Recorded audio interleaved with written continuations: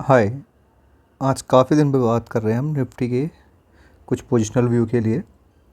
तो मेरा पहले इसी व्यू पे आते हैं कि मेरा व्यू है कि जब तक ये 24,463 यानी कि ये हाई को ब्रेक नहीं करता तो मैं इसके जितना पास जाएगा मैं एक शॉर्ट की ट्रेड बनाऊंगा, यानी कि पुट साइड की। और पहला टारगेट है 24,152, देन सेकंड टारगेट 23,857 यानी कि 23,857।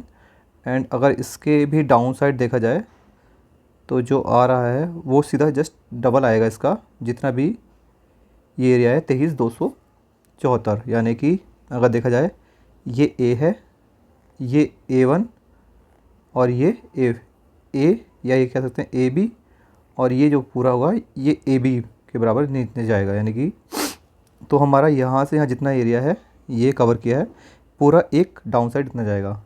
काफ़ी हद तक चांसेस हैं कि ये इसे ब्रेक नहीं करेगा। उसका रीज़न मैं बताता हूँ, बेसिक रीज़न सबसे पहले। तो सबसे पहले इसका बेसिक रीज़न है, जब भी मंथली एक्सपायरी होती है, यानी कि इस मंथ की जो लास्ट एक्सपायरी है ये हमारी 31 अप्रैल, ठीक है ना। लेकिन ये हमारी निफ्टी की है। अगर हम स्टॉक्स की देखें तो स्टॉक्स की ऑलरेडी इसमें एक्सपायरी हो चुकी है।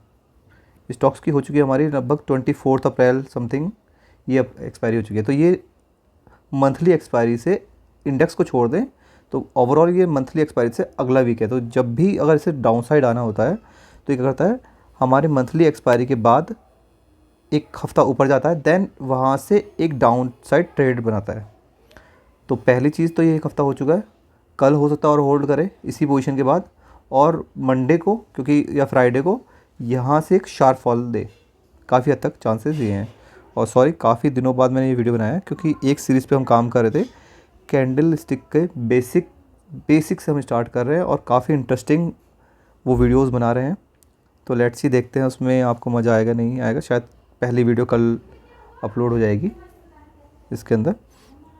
तो सिंपल हमारा जो लेवल्स हैं वो हैं 24, कह सकते राउंड फिगर में 24,500, 24,150, 24,850, सॉरी 23,850 और 23,274 ये लेवल्स हैं।